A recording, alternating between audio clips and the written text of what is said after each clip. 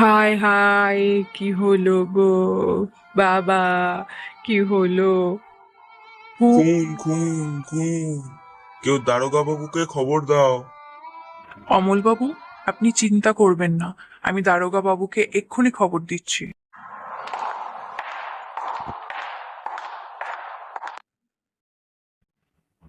দারোগা বাবু আছেন থানায়? আমাদের পাড়ায় একটা খুন হয়ে গেছে, এক্ষুনি আপনাদের যেতে হবে।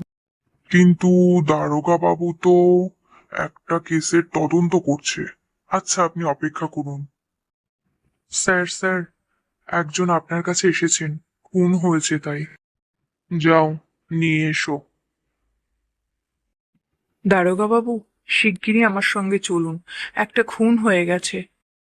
হাবিলদার, বডিটাকে এক্ষুনি নিয়ে যাও, তদন্ত করতে হবে। তদন্ত করলেই বোঝা যাবে যে খুনটা কিভাবে হয়েছে। ডক্টর সেনকে বলবেন ভালো করে যেন পরীক্ষা নিরীক্ষা করেন। আপনি কোনো চিন্তা করবেন না, আপনার বাবার খুনিকে আমরা ঠিক খুঁজে বের করব। আপনি দেখবেন স্যার, যে এই কাজটা করেছে সে যেন শাস্তি পায়। ম্যাডাম, বেশ ভালোই হলো আপনার সঙ্গে এখানে দেখা হয়ে গেল। আপনাদের বাড়িতেই যাচ্ছিলাম। কি গো, শুনছো? দারোগা বাবু এসেছেন বাইরে। হ্যাঁ হ্যাঁ, কোথায় ওনারা? ঘরে নিয়ে এসো ওনাদেরকে, তদন্তের জন্য এসছেন। নমস্কার শ্যামল বাবু, আমি আপনার বাবার খুনের তদন্তের জন্য এসেছি। হ্যাঁ হ্যাঁ স্যার, আসুন, বসুন বসুন, বসে কথা বলুন। দেখুন, আপনার বাবার খুনের ব্যাপারে আমার কিছু জিজ্ঞাসাবাদ করার আছে। আচ্ছা, বলুন, কি কি জিজ্ঞাসাবাদ করবেন, আমি সব বলছি আপনাদের। আচ্ছা, আপনার বাবার কি কোনো গোপন শত্রু ছিল যে এমন কাজটা করতে পারে? আপনার কাউকে সন্দেহ হয়? না, আমার বাবাকে তো সবাই সম্মান করতেন। ম্যাডাম, আপনি কি কিছু জানেন এমন কিছু? একটু মনে করে দেখুন না, একটু ভালো করে মনে করার চেষ্টা করে দেখুন, এমন কেউ যে এই কাজটা করতে পারে।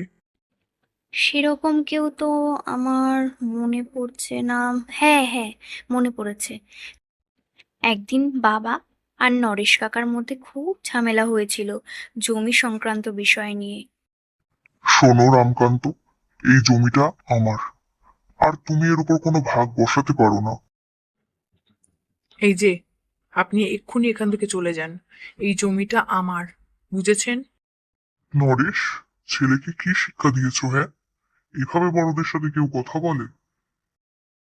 এই যে শুনুন, এসব জ্ঞান অন্য কোথাও গিয়ে দেবেন, এরপর কিন্তু আপনি আপনার গায়ে হাত তুলতে বাধ্য হব। আমি যাব না ছোকরা, এই জমিটা আমার। তুমি কি করবে করে দেখাও দেখি।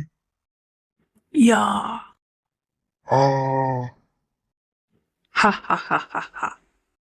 শোনো বুড়ো, আর কোনোদিন যদি দেখেছি এই জমির দিকে চোখ তুলে তাকিয়েছো, তোমার চোখ আমি উপড়ে নেব।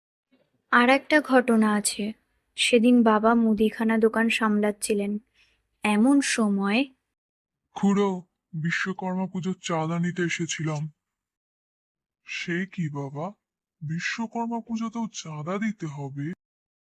হ্যাঁ খুড়ো, এখন চাঁদা ছাড়া কি হয় বলো? এত বড় অনুষ্ঠান, চাঁদা না দিলে কি করে সামলাবো বলো তো?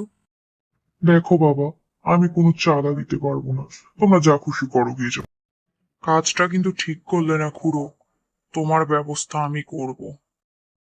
ঠিক আছে, কেসটা ঘোটালা আছে।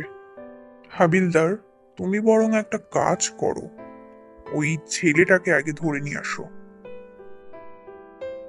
এই যে স্যার, ছোকরাটাকে ধরে এনেছি, এবার আপনি জিজ্ঞাসাবাদ করুন। এই কি দারোগা বাবু, আমাকে এখানে কেন নিয়ে এসেছেন? শুনুন, কাজটা কিন্তু ভালো করছেন না। শোনো ছোকরা, বেশি কথা না বলে এখানে চুপচাপ বসো, কিছু জিজ্ঞাসাবাদ করার আছে। শুনলাম তুমি নাকি রামকান্ত বাবুকে থ্রেট দিয়েছিলে। বুড়োটা খুব বদ, মরেছে বেশ হয়েছে। তাহলে বলেই ফেলো, কি করে মারলে রামকান্ত বাবুকে? না না স্যার, আমি ওনাকে মারিনি, আমি তো শুধু ওনাকে ভয় দেখিয়েছিলাম। স্যার, ছোকরাটাকে ছেড়ে দিলেন? হ্যাঁ, এবার যাও, তুমি শ্যামকে গিয়ে তুলে নিয়ে এসো। শ্যাম, কি করে মারলে রামকান্তকে? এই কি বলছেন স্যার? আমি ছাপোষা মানুষ, এত সাহস আমার নেই স্যার, আমি নির্দোষ। ঠিক আছে, এখন তুমি এসো, তোমাকে আবার পরে ডেকে নেবো। বুঝলে হাবিলদার, কেসটা যেন আরো জটিল থেকে জটিলতর হয়ে যাচ্ছে। স্যার, বডি থেকে একটি ছোট্ট প্রমাণ পাওয়া গেছে, মনে হয় আপনার কাজে আসবে। বাহ, এ তো বেশ ভালো খবর, চলো দেখি গিয়ে। স্যার স্যার, রামকান্ত বাবুর ছেলে আপনাকে ডেকে পাঠিয়েছে। বলুন শ্যামল বাবু, হঠাৎ কি দরকারে আমাকে ডেকে পাঠালেন? বাড়ির সামনে কেউ কেস তুলে নেওয়ার জন্য চিঠি দিয়েছে? কেসটা আরো জটিল হওয়ার আগে তাড়াতাড়ি আমায় কিনারা করতেই হবে।